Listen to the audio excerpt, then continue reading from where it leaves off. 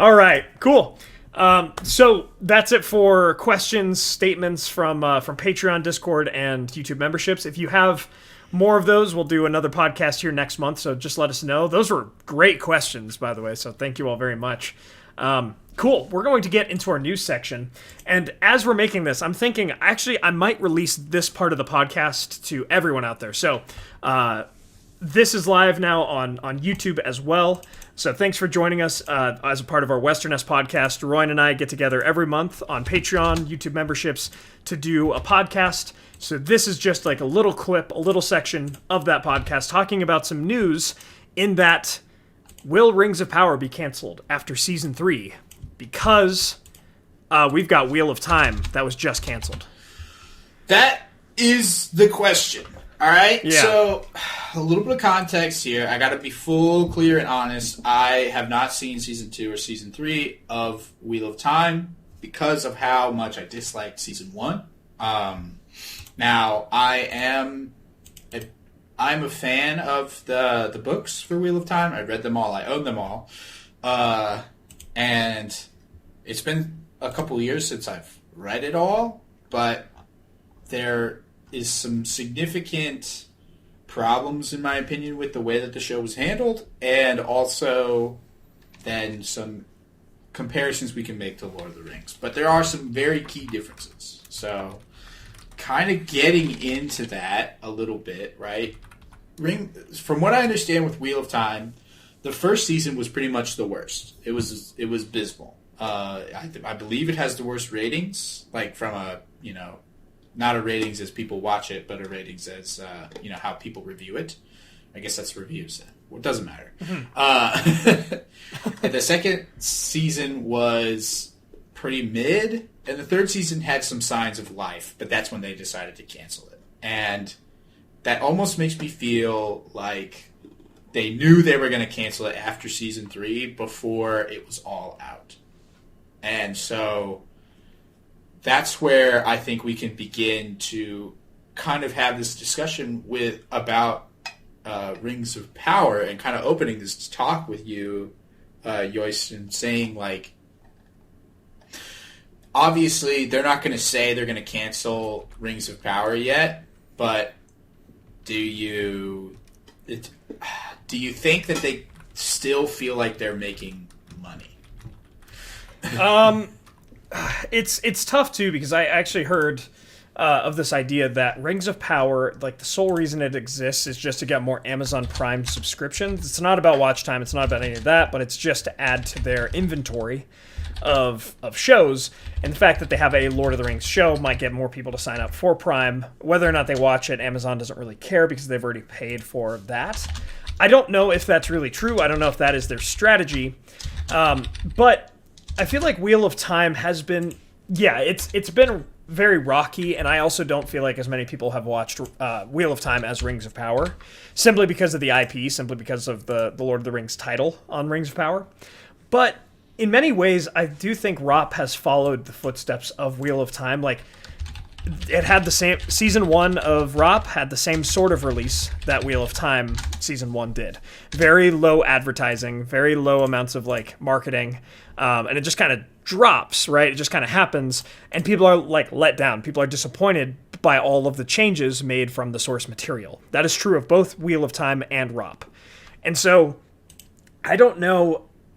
I hear so many conflicting reports, and obviously Amazon probably won't ever release their true numbers on this.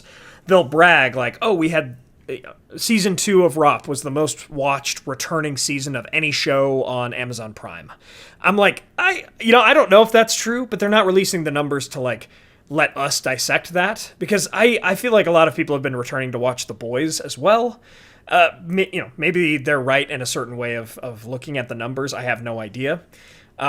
I just feel like there's so much negativity around ROP. And if this is true or not, we did hear that not everyone who started Rings of Power finished Rings of Power, Season 1 or Season 2. And so I don't know if that will affect it. I don't know if this whole thing is just meant to be a loss, so they'll get that tax write-off for Amazon. I have no idea. I feel like it's a pretty expensive loss to get a tax write-off at this point. But all this is going back to the original hype, the $1 billion show. Yeah. And I got to be fully clear about this, is that with it being Amazon Prime, when you're trying to, make business decisions for Netflix, right? You need to have good shows on Netflix so that people will buy and retain their Netflix subscription, so that they have something to go and watch. They have something to use what they paid for. All right? Because otherwise you stop getting the subscription fee, and that's how you make your money. Amazon Prime is enough of an attraction to have a market just by itself without Prime Video at all. Like, True. There are so many people that have Amazon Prime for the business, the website related stuff, even before you think about Prime Video. I'm sure there are people that use Prime Video that don't use Amazon Prime, but I don't know how you tell the difference. I don't know how Amazon, what internal metric they're using to try to figure out, did we lose subscriptions for this because of bad shows? Did we gain subscriptions for this because of good shows? Or is it just because, Amazon Prime Day is coming up, and so we're going to have some big sales? Or it's maybe, something that somebody wanted to buy at their local grocery store stopped being shelved, so now they have to turn to our grocery system to try to, order that. There's a lot going on. It's very difficult from at least an outside perspective to understand what metrics they're using to make their decisions. And obviously, that's a good point. Most important thing when it comes to ROP, we'll never know how many people are watching Rings of Power just because it has the Rings of Power name on it versus the people who are watching it because they're huge fans like us. We don't know what that percentage is. So when we have a very vocal, battle in these comment sections, we don't actually know how many people are on either side. That's a great point. I don't know how they would. I mean, I know for YouTube, for instance, they'll try to keep track of how many views come from outside sources on the website versus not on the website. How are you getting subscribers? Where are you getting them from? So I wonder, if they're okay, this person's ordered a lot of products, then they got an Amazon Prime subscription, and now that it's mostly product based, versus this person watched episode 1 of the show that we gave for free, and now they bought it because they wanted to watch more of the show. I don't know if they have a way to track that, but that's a great point. And in terms of Rings of Power itself, I think a lot of people went into season 2 kind of like I did, of maybe season 1 was a fluke, maybe season 2 will be better. They'll have some work to do to repair that foundation, but maybe they can do it. And but going into season 3, I think they will see an all-time low viewership. This is just my prediction. They will see an all-time low viewership in 2026 or whenever it releases, that they really reevaluate. Oh, this isn't great. Because honestly, I'm seeing it in a lot of places. I'm seeing it in the views on Men of the West. I'm seeing it views on other Lord of the Rings channels on YouTube. Lord of the Rings as a topic, as a niche, is kind of going a bit... I don't know if underground is the right word, but it's definitely in a decline right now. And I would say since War of the Rohirrim, it's been like that. People weren't really happy with that movie. It came out that they just made that movie to keep the rights. Hunt for Gollum, which we'll talk about here in a second, is a couple years away. I feel like it's kind of in a slump. And so I guarantee Rings of Power also feels that when they release season 3. I think it'll have the lowest initial viewership of all 3 seasons so far. And I think they're going to be ooh, people do not like this show. Now, that's true, but at the same time, do you think that the cancellation of Wheel of Time helps ROP in a way of, redistributing? Because perhaps from Amazon's perspective, they have these 2 fantasy, based on large book series, attempting to be the next Game of Thrones shows. They can't keep running both of them. So do we cancel the one that has, the less potential in order to keep the one with more potential running for longer to try to eke out some more dollars? That's a great point. I would say Wheel of, like, they're trying to do that. I think that is their hope, in that they are trying to. We have another article here that says, on the heels of Wheel of Time being canceled, the distribution rights of Rings of Power are being, like, enlarged because of whatever reason. I think they're looking for a better time slot, something for it. So they're allowing distribution, or larger distribution, of Rings of Power. And so I wonder if they're trying to be like, okay, we got rid of one of our fantasy series, we're putting all of our chips onto Rings of Power. I think that's their strategy, but will it work? I don't think so, to be honest. I think, personally, I think people seeing Wheel of Time getting canceled, everybody's now looking at Rings of Power. I know a lot of us in the community certainly are, of, oh, well, Wheel of Time is literally what Rings of Power was, except for maybe the total popularity. But more or less, it's just been the same as Rings of Power, just like a year before. Season 1 was a year before Season 1 of ROP, and then it performed very similarly. People had the same sort of critiques about it, and so on and so forth. And so, Royan, I mean, you could totally be right. It could be like a way of really honing in on ROP to make ROP the most famous property of Amazon, but I just don't think it'll work. It's possible. I just don't think the love is there, yeah. I wonder if they canceling... I guess I wouldn't be exactly surprised if, even though Season 3 of ROP goes badly, we'll say, the cancellation of Wheel of Time buys them a 4th season to try one more time. I wouldn't be surprised if that's what the idea behind this is. Now, it could simply be that... Also, the cancellation of ROP... of Wheel of Time might have nothing to do with ROP at all. Perhaps they're having issues behind the scenes with the showrunner. Perhaps they're having issues with actors and actresses and their scheduling. And it's like, because they have a couple big names over there. And if they're not feeling like this show has long legs, maybe they're like, all right, listen, I want out. Yeah.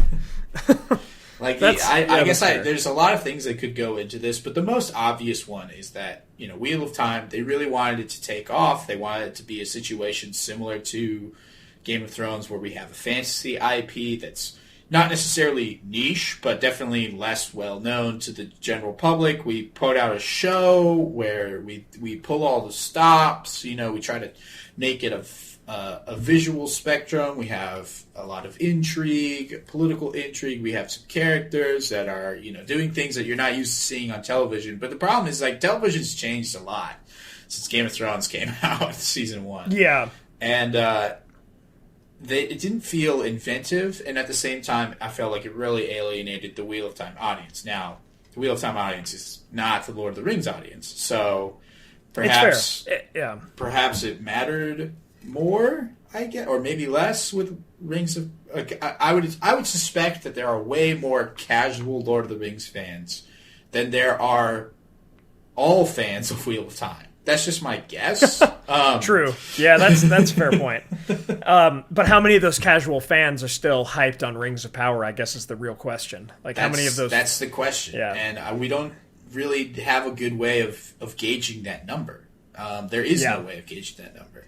A couple of years ago, we used to talk about, like, we don't know anybody that watches this show. I now do. I know people that watch this show, and they look forward to it. And, they're not watching our videos. We'll say that. All right. Like, that's not a bad thing. But the show has an audience. The size of that audience and their willingness to continue is not something that we can really guess at. Is all I really want to say. Fair. I would agree. I know some more people now that watch it, tune in, and kind of put down the lore. They put down. I think even in their words, they might turn their brain off to it, and just kind of watch the fantasy show in front of them. Yeah, you're right. What the size of that audience looks like, I have no idea. But from the state of the fandom of Middle-earth online, on X, on Facebook, YouTube, I just feel like Lord of the Rings has seen a little bit of a dip since Rings of Power initially aired.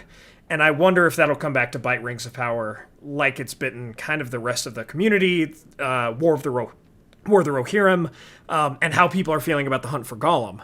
People are, a lot of people are nervous about the Hunt for Gollum after the Rings of Power, which totally different studios, right? All the, totally different story. I don't share that fear per se, but people are much more nervous for Lord of the Rings products these days than they were 4 or 5 years ago, sadly enough. So, speaking of Hunt for Gollum, I'm glad you put this on here, Ryan, because I don't think we have talked about it yet. Yes, the Hunt for Gollum has just been delayed till December 2027. I'm not sure the exact... December 17th, 2027. And it was supposed to come out, like this time next year or something like that? Maybe December of next year? I don't remember. Yeah, it was meant to be, theaters 2026, but, delayed till December 2027. And, I mean, the Hobbit movies came out in December of 2010s, the early 2010s, and Lord of the Rings in December of the early 2000s, I believe. So, that kind of makes sense. We'll see. Again, I'm excited for this film. Have a couple of nervous moments of hopefully this is the right story to be adapting. Hopefully we just get that original love for the story. But we know these people that are working on it versus we didn't really know anyone working on Rings of Power. We didn't know the studio and what they were willing to do with it. But we know Andy Serkis. We know if they get Viggo Mortensen and Ian McKellen. We know Warner Brothers. And Sure, maybe some of the Warner Brothers Lord of the Rings hasn't been as good as some of the other Warner Brothers Lord of the Rings, but I haven't truly been let down by any of their stuff in the same way that I have by Rings of Power. So, Ryan, what are your final thoughts here on Hunt for Gollum? I mean, it is like you said, it's 2 years away. We'll see how that release kind of does.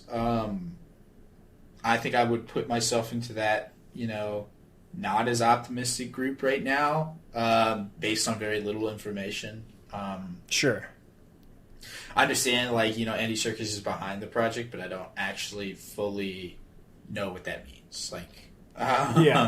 Yeah, that's fair. I don't want to say that I don't think he has chops to run a show. What I'm saying is I don't know exactly what Andy Serkis has done outside of being a pretty great actor and an incredible motion capture specialist, and not also a decent audiobook, Yeah. person. I'm not sure what level of production experience he has, but I mean, I think for what is it, like War of the Planet of the Apes and all that kind of stuff, he's shown some chops, and more than anything for me it's more about the love that they have for Middle Earth, and Andy Serkis has proven that so many times over the years that he continues to love the character of Gollum, love Middle Earth, to do those audiobooks. For me, that'll carry more than anything else will. Because we've heard a little bit from these Amazon execs that have done Rings of Power, but it doesn't feel like they're just in love with that source material. And if they were, I don't think they'd be making the show they're making now. But with Andy Serkis, at least, I know that he loves Tolkien's works, so that at least gives me a little bit more hope. But cool. Anything else, Ryan? Nope. Okay, my friends, thank you all so much for joining us on our 85th podcast. If you want to hear the rest of this, if you're only watching the news section from YouTube, please check out our Patreon. Just $1 a month gets you access to 85 podcasts over the last 7 years. So please feel free to check that out if you want to support the channel and listen to more of Royan and I rant and talk and discuss many different topics. On this podcast, we talked about favorite characters from Elf, Dwarf, Man I Knew. We talked about how we would cast Middle-earth characters in a Breakfast Club kind of scenario and so forth. So if you want to check that out, just $1 a month gets you access to all of that on Patreon or YouTube memberships. As for everyone that is already supporting us there, thank you so much, and thanks to our Valar tier patrons and YouTube members: Todes Morgen, Joby Weasel, Ed Patterson, ComicNut64, Zoomi, Peter Sheppard. Thank you all so much for the support. really means the world to us. Royan, as always, my friend, thank you for being here. Appreciate you. Thank you so much for having me. Absolutely. I'm looking forward to the next one. My friends, thank you all for joining us on this adventure. Until the next one.